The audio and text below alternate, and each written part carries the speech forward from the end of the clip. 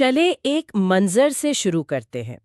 تصور کریں امریکی بحریہ کا ایک جہاز ہے USS بینفورڈ۔ جی اور یہ کوئی عام جہاز نہیں بلکہ اپنے پورے بیڑے کے بدترین جہازوں میں سے ایک سمجھا جاتا ہے۔ بالکل۔ عملے کا حوصلہ بالکل ختم، حادثات کی شرح بہت زیادہ اور کارکردگی اتنی خراب کہ اسے ایک ڈوبتا ہوا جہاز کہنا غلط نہیں ہوگا۔ بالکل، اور اس مایوس کن ماحول میں ایک نئے کپتان آتے ہیں، مائیکل ابراشاف، اور وہ بتاتے ہیں کہ ان کے لیے سب سے چونکا دینے والا لمحہ وہ تھا جب ان سے پہلے والے کپتان جہاز سے رخصت ہو رہے تھے۔ اچھا؟ جیسے ہی لاؤڈ سپیکر پر ان کی روانگی کا اعلان ہوا نا، پورے جہاز پر جشن کا سما بن گیا۔ عملہ خوشی سے چیخ رہا تھا، نعرے لگا رہا تھا۔ یہ کسی کی رخصتی نہیں تھی بلکہ جیسے کسی عذاب سے نجات مل گئی ہو۔ یہ تو میرا مطلب ہے یہ کسی بھی نئے آنے والے لیڈر کے لیے بہت خوفناک منظر ہوگا۔ یہ دیکھ کر تو ابراشوف نے سوچا ہوگا کہ یہ میں کہاں آ گیا ہوں۔ یہی وہ لمحہ تھا جس نے ان کے لیے سب کچھ بدل دیا۔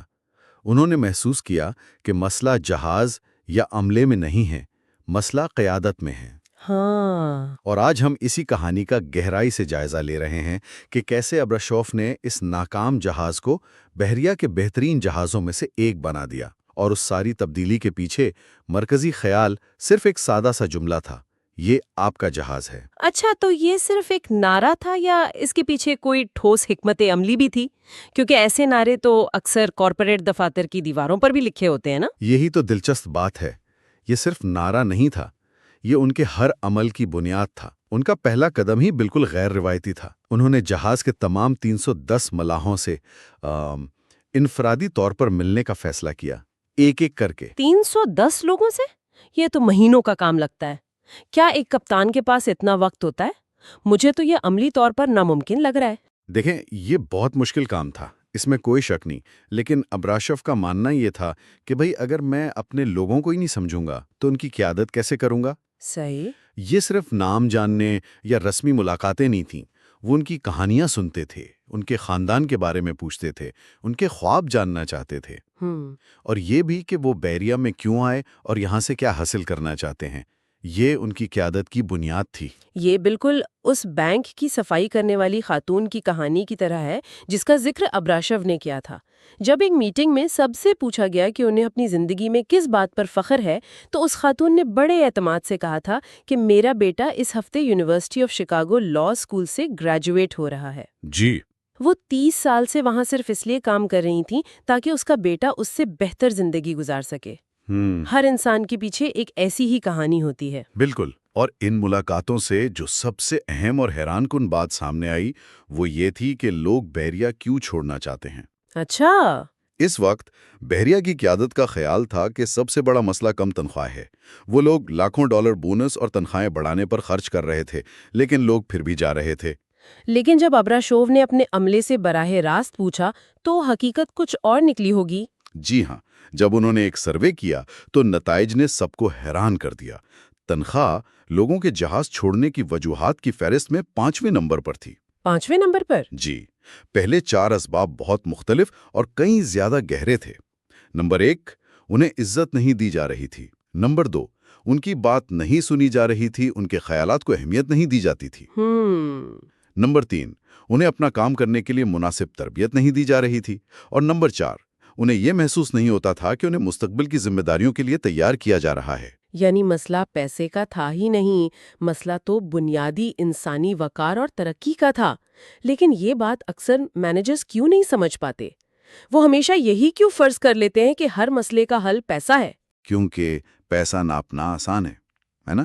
بونس دینا، تنخواہ بڑھانا ایک سیدھا سادہ عمل ہے، لیکن عزت دینا، لوگوں کو سننا اور ان کی ترقی میں سرمایہ کاری کرنا، اس کے لیے وقت، محنت اور حقیقی دلچسپی کی ضرورت ہوتی ہے۔ صحیح۔ ابراشوف نے مشکل راستہ چنا۔ انہوں نے پیسے پر توجہ دینے کے بجائے ان 4 بنیادی مسائل پر کام کرنا شروع کر دیا، اور نتیجہ یہ نکلا کہ جس جہاز کو لوگ چھوڑ کر بھاگ رہے تھے وہاں برقرار رہنے کی شرح تقریباً 100% ہو گئی۔ یہ جاننے کے بعد تو لیڈرشپ کا پورا نقطہ نظر ہی بدل جاتا ہے۔ تو جب انہیں یہ احساس ہوا کہ اصل مسئلہ کیا ہے تو انہوں نے اس جہاز کو واقعی سب کا جہاز بنانے کے لیے پہلا قدم کیا اٹھایا؟ उन्होंने अमले को एक बहुत ही सादा लेकिन ताकतवर चैलेंज दिया। उन्होंने कहा, मुझे बड़े बड़े इनकलाबी मंसूबे नहीं चाहिए। मुझे सिर्फ ये बताओ कि हम अपने काम करने के तरीके को रोजाना सिर्फ 1% कैसे बेहतर बना सकते हैं। सिर्फ 1%? ये तो बहुत काबिले अमल लगता है।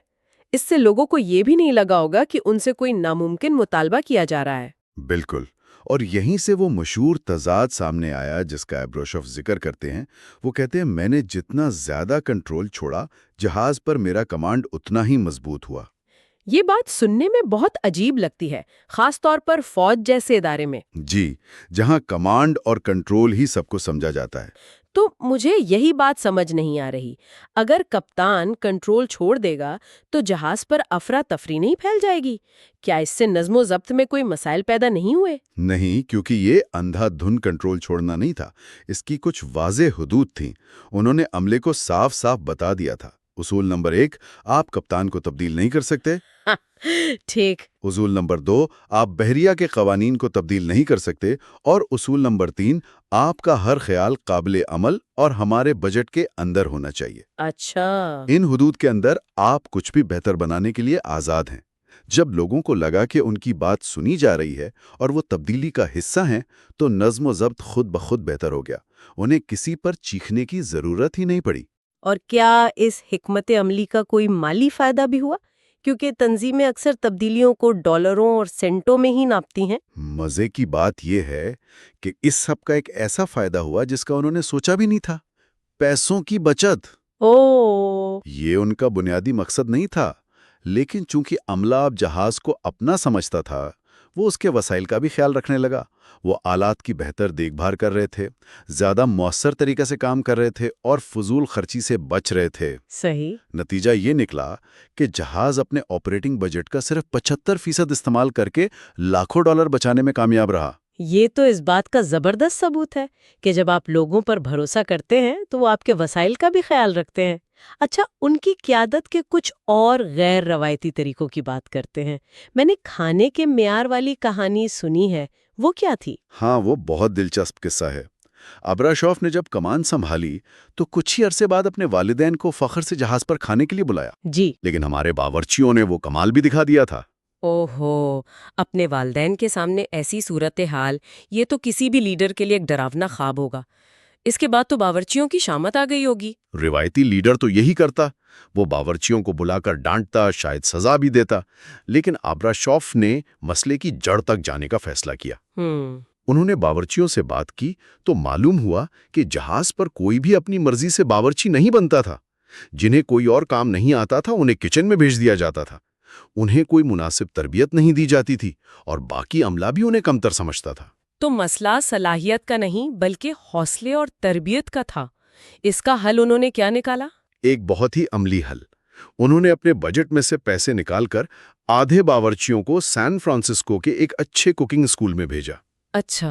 जब वो वापस आए तो बाकी आधे गए। उन्होंने खाने का सामान फराहम करने वाले वेंडर को बदल दिया ताकि बेहतर क्वालिटी का सामान मिले। और सबसे अहम बात, वो रोजाना किचन में जाकर बावर्चियों के काम की तारीफ करते। और इसका नतीजा क्या निकला? क्या चिकन नगेट्स बेहतर हो गए? चिकन नगेट्स ही नहीं, सब कुछ बेहतर हो गया। 6 महीनों के अंदर अंदर बेनफूल के खाने की शोहरत पूरे बहरी अड्डे पर फैल गई। दूसरे जहाज़ों के मला दोपहर के खाने के लिए वहां आने की कोशिश करते थे। वाह, ये इस बात की बेहतरीन मिसाल है कि जब आप लोगों में सरमाया करते हैं और उन्हें इज्जत देते हैं तो वो किस तरह गैर मामूली नताइज दे सकते हैं। बिल्कुल। ये सिर्फ हुक्म देने के बजाय खुद करके दिखाने वाली बात भी बहुत अहम लगती है, जैसे जहाज की सफाई का मामला था। बिल्कुल, जहाज बहुत गंदा था। अब्राशॉफ ने अमले को लेक्चर देने या हुक्म देने के बजाय एक दिन खुद कचरा उठाना शुरू कर दिया। बहरिया में ये बात नाकाबिले तसव्वुर है कि एक कप्तान कचरा उठाए। जब अमले ने अपने कप्तान को ये करते देखा तो वो शर्मिंदा हुए और उन्हें कुछ कहने की जरूरत ही नहीं पड़ी। अगले दिन से जहाज साफ रहने लगा। यानी क़यादत सिर्फ अल्फाज से नहीं, अमल से होती है। इसी तरह वो खाने की लाइन में हमेशा आखिर में खड़े होते थे। ये भी एक अलामती अमल था। जी, और ये बहुत ताकतवर अलामत थी।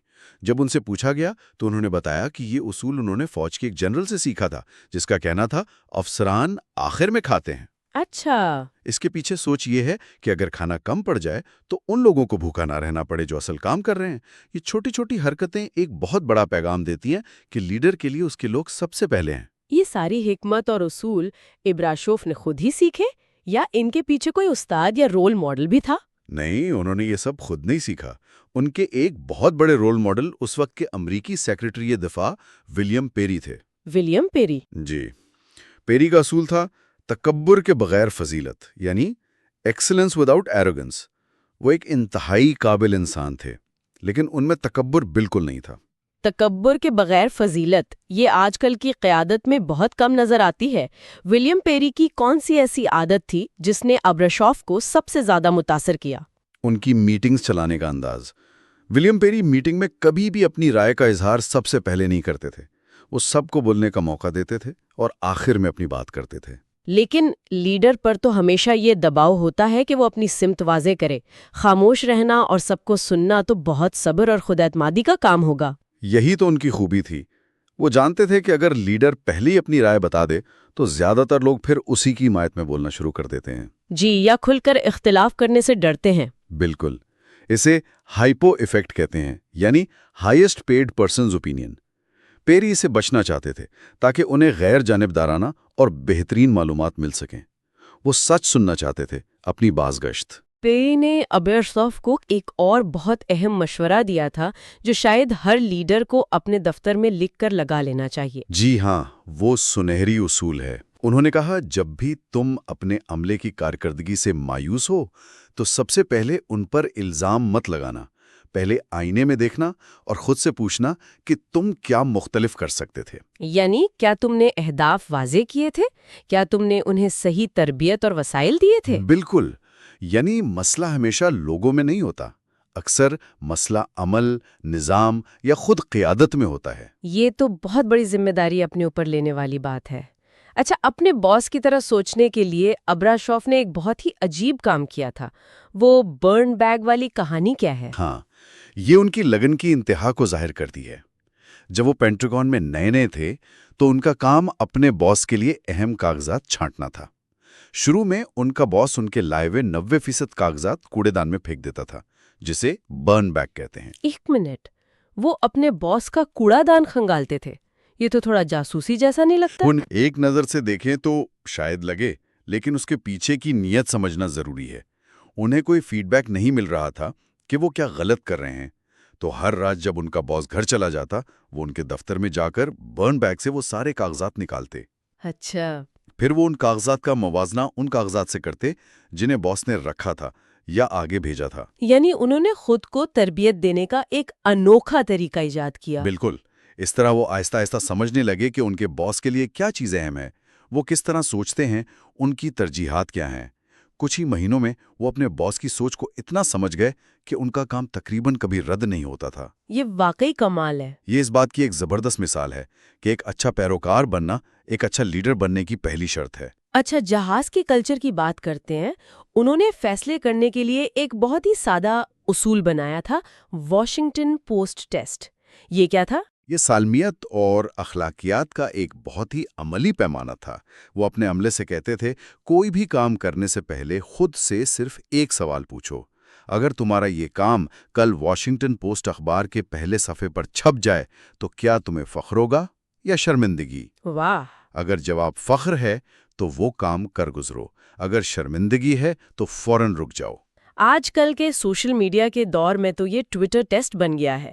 کیا آپ چاہیں گے کہ آپ کا یہ عمل وائرل ہو جائے؟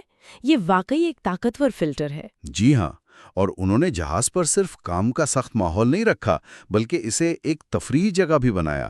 وہ کراوکے نائٹس کا اہتمام کرتے تھے۔ ہر جمعرات کو فلائٹ ڈیک پر سگار پینے کا اہتمام ہوتا تھا، اچھا، جہاں رینک کی تفریق کے بغیر سب اکٹھے ہوتے اور کہانیاں سناتے، کیونکہ کام صرف ایک سنجیدہ ذمہ داری نہیں بلکہ ایک ایسا تجربہ بھی ہونا چاہیے جسے لوگ پسند کریں۔ اور مواصلات کو تیز کرنے کے لیے ان کا میگا مائک والا کردار بھی بہت مشہور ہوا۔